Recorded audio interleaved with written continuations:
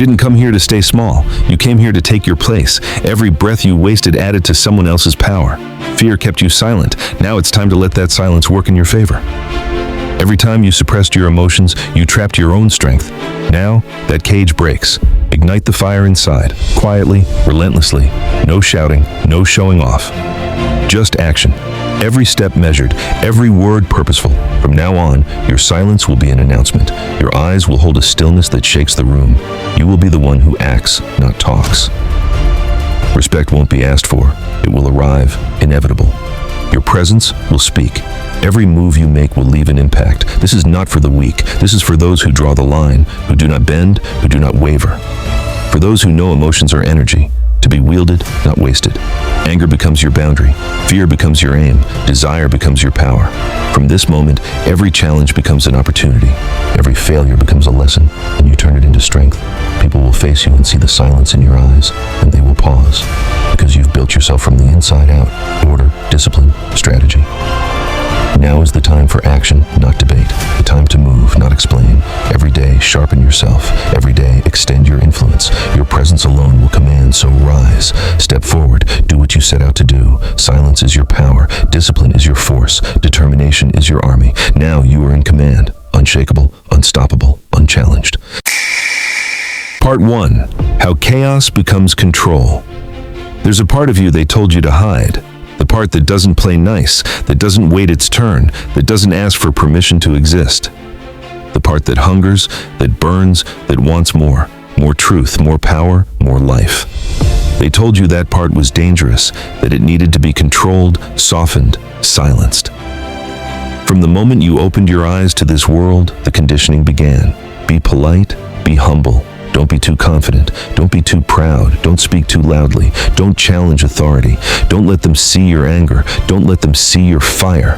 And you obeyed because you were young, because you wanted to be loved, because you were afraid that if you didn't play by their rules, you'd be abandoned. Every time you swallowed your rage, every time you silenced your ambition, every time you said it's fine when it wasn't, you built another wall inside your mind. Brick by brick, you built your own prison. And the worst part? You started believing it was protection. You told yourself, this is who I am, calm, patient, agreeable. But deep down, behind that calmness, a storm was waiting. That storm is the real you. The part that refuses to settle. The part that senses when something isn't right. The part that hungers for truth, even when the truth hurts. But they taught you to be afraid of it. They taught you that your anger makes you a problem, that your confidence makes you arrogant, that your boundaries make you selfish. And so, you've spent years apologizing for your power. You apologize for speaking with conviction. You apologize for wanting more. You apologize for being intense, for being passionate, for being alive. But tell me, who benefits when you shrink? It's not you, it's the system. The world trains you to be harmless because a harmless person doesn't challenge it. A harmless person follows orders. A harmless person doubts themselves before they ever rise. Understand this. You were never meant to be harmless. You were meant to be disciplined. There's a difference. Harmlessness is weakness disguised as virtue. Discipline is power under control. You are not fragile because you feel deeply. You are fragile because you've been trained to fear your feelings. Because you've been told that emotion is chaos. But the truth, emotion is energy. It's fuel. And when you command it, it becomes unstoppable. Anger is not your enemy. It's a signal, a fire inside you that says something needs to change. Fear is not your cage. It's your compass, showing you exactly where growth begins. Desire is not sin. It's direction, the raw force that pulls you toward your potential. But when you suppress these feelings, when you bury them deep to appear calm and in control, they don't disappear. They rot. They turn inward. They eat away at your confidence, your certainty, your drive. That's why you flinch when someone challenges you, not because you're weak, but because your fire has been locked away for too long. That's why you doubt yourself even when you know you're right, because you've been trained to mistrust your instincts. That's why success feels hollow, because you achieved it while silencing half of who you are. You don't need to kill the darkness inside you. You need to train it. You don't need to suppress your emotions. You need to command them. There's a difference between reacting and responding, between rage and controlled fire, between chaos and command.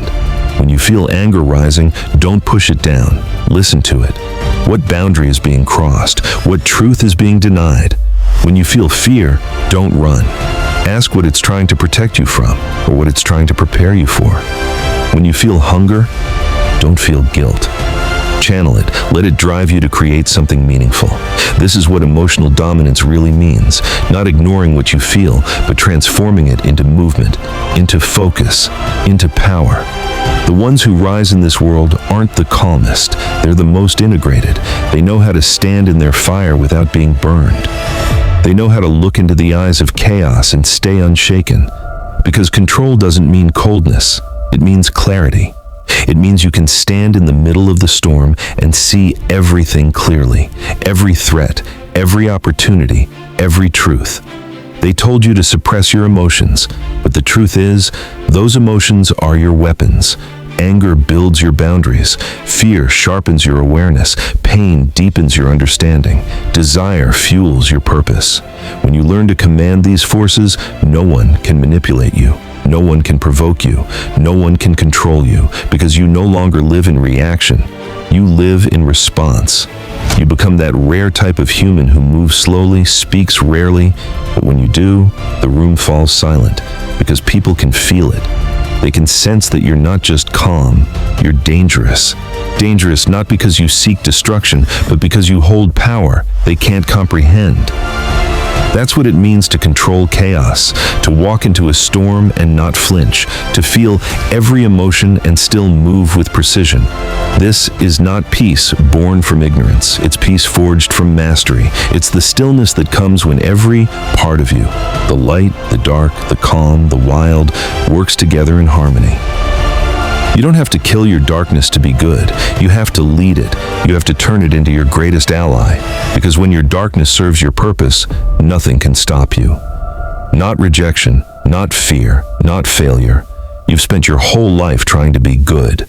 It's time to be whole. You've spent your life being told to calm down. It's time to rise up, with discipline, with clarity, with control. Because real power isn't loud, it isn't aggressive, it isn't chaotic. Real power is when you can feel the chaos inside you and still move with purpose, still speak with direction, still act with strength. So remember this, you don't destroy your shadow, you command it. You don't silence your instincts, you refine them. You don't amputate the parts of you that make others uncomfortable, you master them. This is how chaos becomes control. This is how emotion becomes power. This is how you stop reacting and start ruling. And once you understand this, truly understand it, you'll never be the same again. Because the moment you master your emotions, you stop being a passenger and become the one steering the storm. Part 2. The danger of awakening. When you wake the shadow, understand something fundamental. There's no going back. Once that part of you opens its eyes, it never closes them again. You can't unknow what you've seen. You can't unfeel what's been stirred inside you. Once the truth touches you, it burns through everything false, and the old version of you begins to die. Most people think awakening is beautiful, light, peace, calm. It's not. It's violent. It's disorienting. It rips the mask off your face and forces you to meet yourself. Not the version you show the world, not the version you post online, but the real one. The one that hides behind smiles and polite words. The one that knows exactly what you've been avoiding. When you awaken, your illusions begin to crumble. The fake friends, the false ambitions, the shallow goals, the cheap validation, they all lose their taste. What once comforted you now feels suffocating. You stop craving attention and start craving truth. But here's the danger. Truth without discipline is poison. Because once you see your power, your mind starts whispering. Use it to manipulate, use it to win, use it to control, and that's how people fall. You've seen it. The loud gurus, the arrogant frauds, the spiritual narcissists. They talk about healing, about alignment, about energy. But behind the calm tone and soft words, they're hollow. They've awakened their shadow, but they never learned to master it. They've tapped into power, but not wisdom. They've awakened awareness, but not control. They think they've evolved, but they've only learned to hide their manipulation behind pretty words. They've weaponized knowledge instead of embodying it. They've turned awareness into armor, not to protect truth, but to protect ego. And this is the danger. When the shadow wakes, it doesn't care about morality. It doesn't care about peace. It only cares about expression. If you don't train it, it will take over. It will feed your pride, your superiority, your hunger for validation. You'll start thinking you're above others. You'll start using people instead of leading them. You'll start mistaking arrogance for strength. That's not power. That's chaos dressed as confidence. You think you're leading, but you're just louder. You think you're wise, but your insecurity drips through every word. You think you're confident, but you're still performing for attention. That's the trap. Awakening doesn't make you powerful. It exposes your power and your weakness all at once.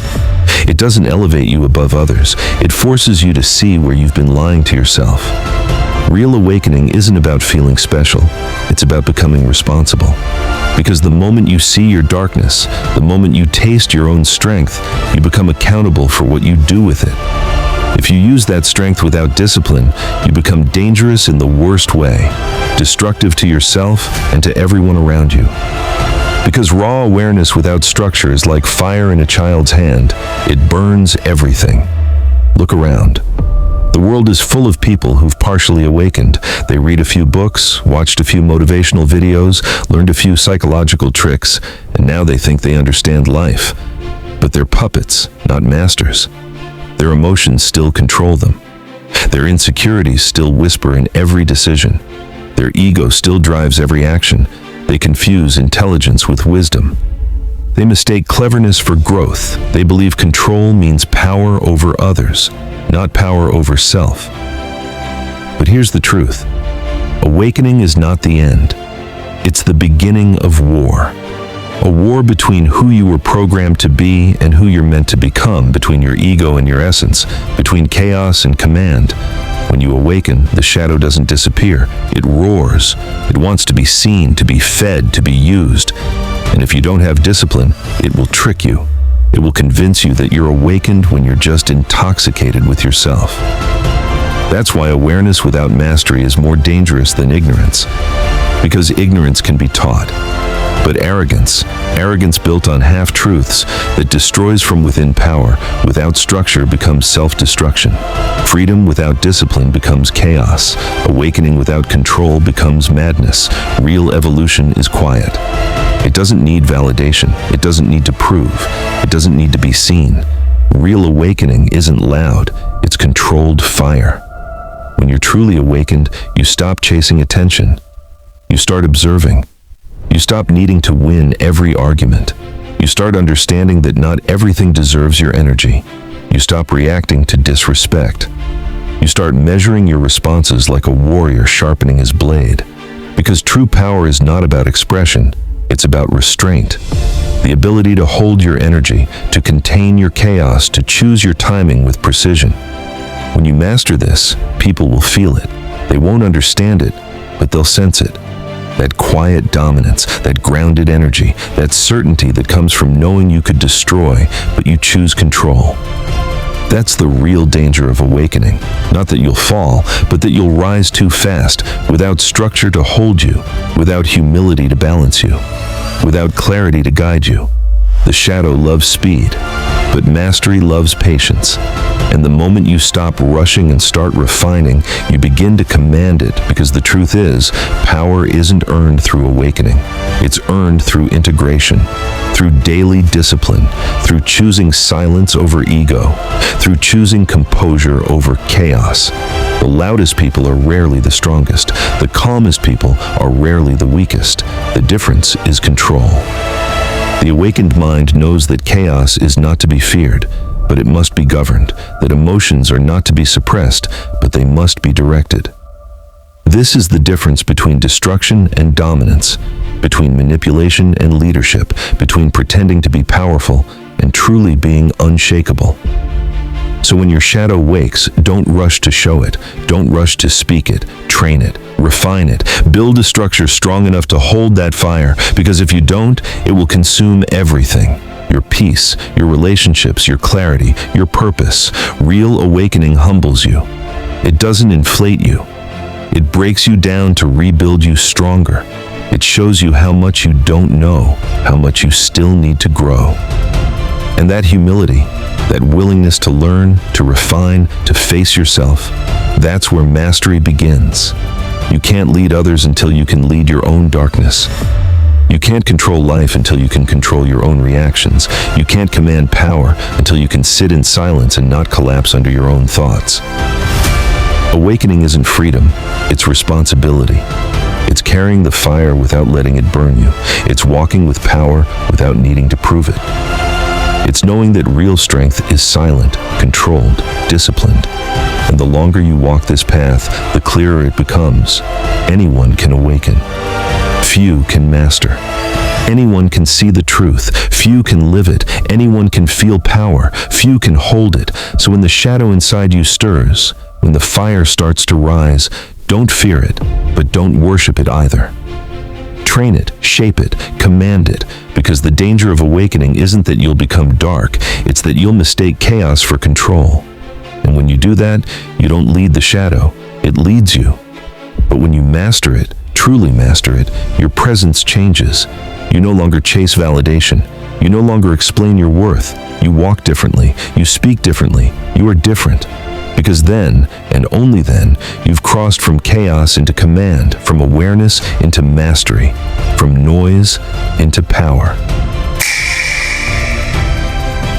Part 3. Mastering darkness without losing your soul. Now we move from knowledge to action, from theory to embodiment, from understanding your shadow to commanding it. You want to walk into a room and shift its energy without saying a single word? You want silence itself to bend around your presence? Then you must train your instincts until they become sharper than logic, colder than fear, and truer than impulse. But here's the truth. Mastery begins with brutal, unforgiving honesty, the kind of honesty that cuts through ego and exposes what's raw underneath. Take a pen. Write this down. List the traits you despise most in others. The liars, the arrogant, the manipulators, the cowards, the selfish. Now look deeper. Where do these live inside you? Because whether you admit it or not, they do. Not in their full form, but in fragments. Small, quiet reflections you've learned to hide. Maybe you twist the truth when you're afraid of losing someone. Maybe you act kind when you really just want something in return. Maybe you bury your ambition because you fear judgment. Maybe you play humble because you're scared of shining too bright. Own it, name it, claim it, because what you refuse to face will rule you in silence. Every part of you that remains unacknowledged becomes a hidden lever that others can pull. When you deny your anger, others provoke it. When you deny your ambition, others use it. When you deny your darkness, others weaponize it against you. So stop running from what you are. Stop pretending your shadow doesn't exist. Every trait you hate in others is a reflection, a lesson, a mirror showing you something unclaimed within yourself. Now, here's where mastery begins. Ask yourself, how can I use this consciously? Because everything dark within you, when guided, becomes power. Anger isn't evil. Uncontrolled anger is, but channeled anger becomes boundaries. It becomes the line that no one crosses again. Selfishness isn't sin. Unchecked selfishness is. But conscious selfishness becomes self-respect. It teaches you where to stop bleeding for those who'd never do the same for you. Manipulation isn't demonic. Unethical manipulation is. But strategy, intentional direction of energy, that's wisdom. That's leadership. Darkness is not to be destroyed. It's to be trained, disciplined, and directed, like a blade forged in fire. This is what separates masters from victims. Victims react, masters respond. Victims are ruled by their emotions. Masters command them. Victims fear their darkness. Masters wield it. Imagine this moment. You're in a room, surrounded by people. Someone mocks you, disrespects you, tries to provoke you in front of everyone. The old you? You'd laugh it off to avoid tension. or you'd explode later in private, replaying it over and over. But the evolved you, the trained you, doesn't move, doesn't blink. No anger, no smile, no reaction, just silence. A silence so heavy it changes the atmosphere, because when true power is quiet, everyone feels it. That stillness is not weakness, it's strategy. That calm is not emptiness, it's command.